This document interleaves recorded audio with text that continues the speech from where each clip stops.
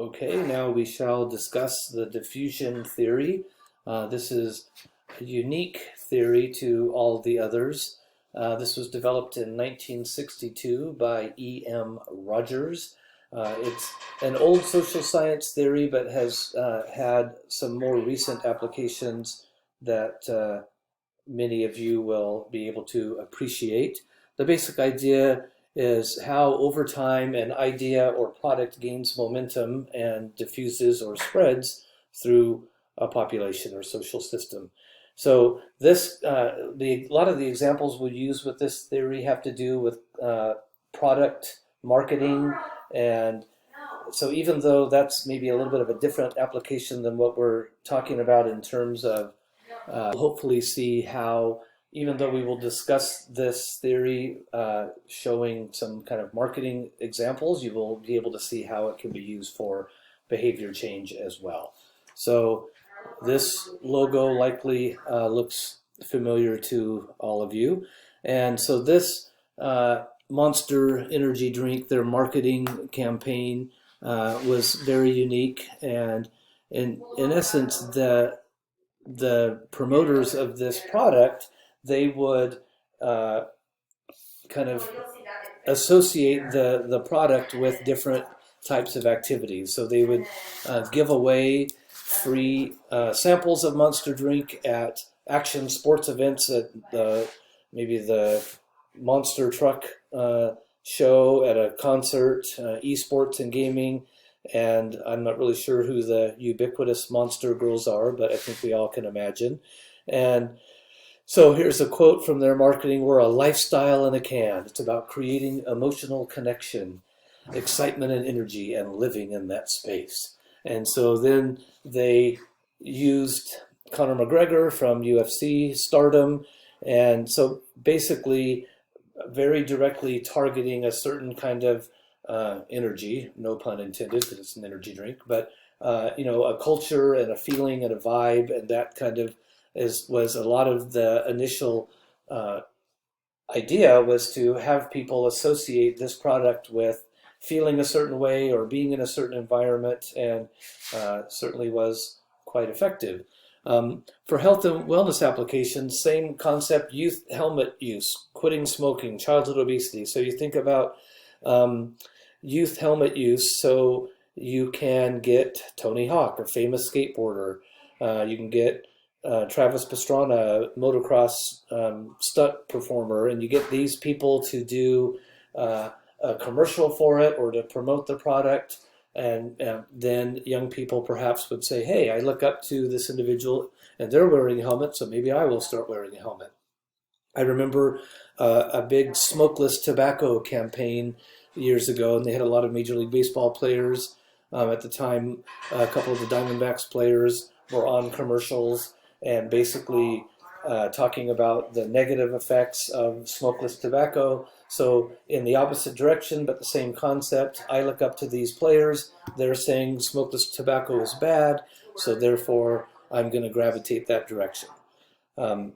So a lot of the approach with trying to use something like the diffusion theory for health behavior change is it needs to be kind of a community or a large group approach, and trying to target several levels all at once. So if you're doing the helmet wearing campaign for young people, you often want to approach that from many different angles to get not only the big name people involved, but then also to have follow-up campaigns that will maybe be at the skate parks where kids are perhaps using or not using helmets, to try and kind of drive the message home.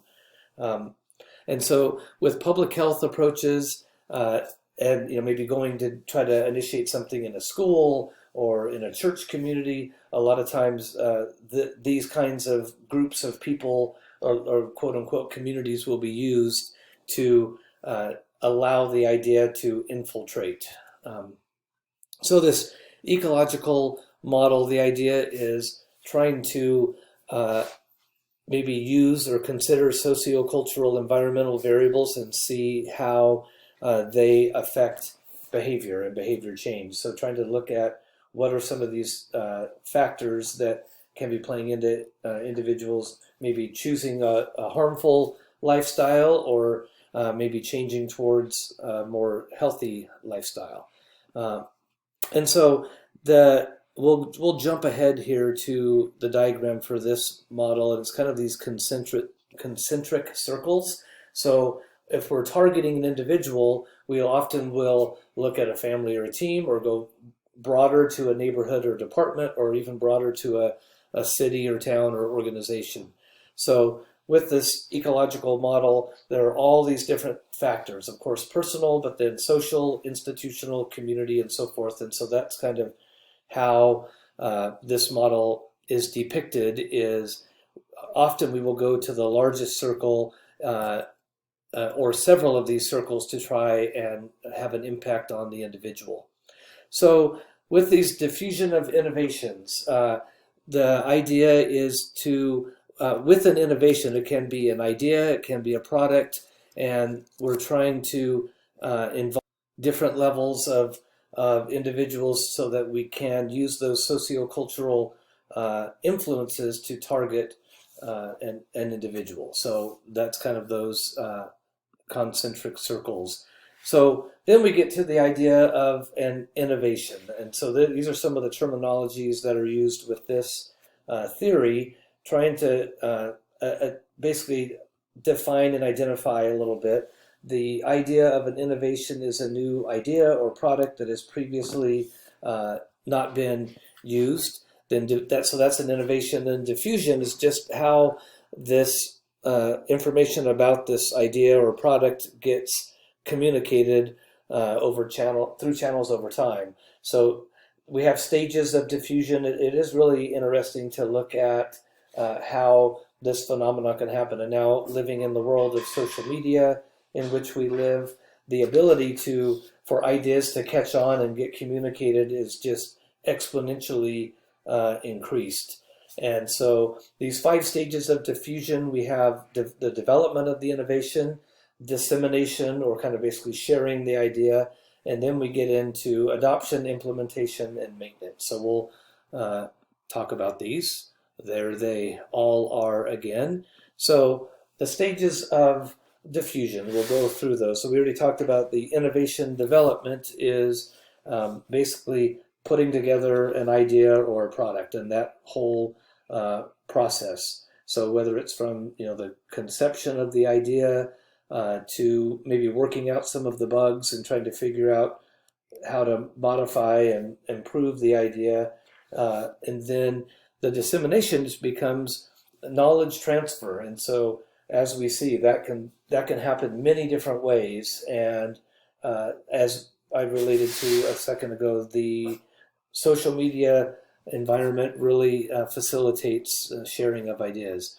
How many different performers, athletes, and others were quote unquote discovered on kind of what would typically be or previously be atypical channels, but now they're getting discovered because they made a YouTube video or made a Vine or a TikTok, and people become aware of them, and that is a way of this knowledge transfer. So then we get into adoption, the uptake of the program by the target audience. So whether that's people start drinking Monster drinks, people start wearing helmets, whatever it might be, that obviously that's not going to happen unless the knowledge transfer has occurred, and maybe there's persuasion or influencing that's going to make people more likely to become involved. But a lot of different stages there with the adoption itself, as far as it takes often a lot of different moving parts to get people to actually start changing their behavior and using a product or whatever it might be. Okay, so awareness, how to use the innovation, procedural, and then principles, understanding how it works. So you can apply that to the Monster drink or the helmets, either way, helping people see the benefits of using that product. And then we have implementation, initially getting usage, and sometimes you need to have strategic plans to just like the monster drink idea, just let's give all kinds of it out for free. Let's get it out in the market, get people to start drinking it and start talking about it. Maybe with helmet use, maybe they're going to give away a series of free helmets so that the helmets can get the product has been made available to your target audience, then wanting to make sure that people continue to use it. And so that's kind of the institutionalization idea that, maybe we're going to work on ways now to get the energy drink into stores, or to get the helmets, available, maybe to subsidize helmet use, whatever it might be. That's just trying to get the product into the hands of your target audience. Okay, and then we move to adopter characteristics. So when we look at how this process occurs, and so there's a new product or behavior, and the knowledge transfer has happened, people are aware of it, we've made it available to people, so now they're using it. There's always going to be these different characteristics of how and when people get involved. And so there are a lot of interesting maybe considerations here when we talk about which type of personalities will be innovators, which people and early adopters, and which people will be laggards. And so we'll kind of define these for us a little bit here. Here's kind of a graph showing how things typically work out. So we'll say we'll use the example of wearing helmets. The innovators are the ones who create the helmets, and then the early adopters are the first ones to jump in with both feet and start wearing the helmet. And then you have, so they're the risk takers. They're the, hey, I like the idea. I'm gonna just use it. I'm not worried about what other people think. I like the idea of the helmet. I'm gonna wear it. And then you have the early and late majority adopters. Early majority adopters will see the product, see that some people are already using it, and be a little bit more of a risk taker than late majority adopters and laggards, and they'll jump on. And then you have the extreme of the laggards, who are the ones who are definitely going to be some of the last people to get involved. They're going to make sure that there aren't any unknown risks or unknown negative outcomes. So they're going to not be the risk takers as they decide to use that. So obviously there are going to be differences with a specific innovation in terms of how quickly it diffuses and how quickly the interest level peaks. But when deciding about an innovation, that should be considered. Is this something that is going to take time for people to trust and become involved with, or is this something that people will likely get involved with very quickly? Okay, so now we'll discuss just a little bit of the communication to the adopters. So all of this is, I think, pretty logical. Once the innovation is up and running and been designed, then obviously decisions need to be made about how to get the idea out, how to communicate. And so it's going to be very much dependent on the nature of the product or the idea. All of those will kind of determine who the target audience will be, what are the best ways to get the ideas out, and so forth. And finally, when we think about a public health program, we often wouldn't immediately think of the diffusion theory. However, I think we need to kind of have an open mind and realize that if it's marketed appropriately, and if the idea makes sense, if it is a good product, then very often with the use of social media, we can diffuse ideas pretty quickly throughout the public. And that will conclude diffusion theory.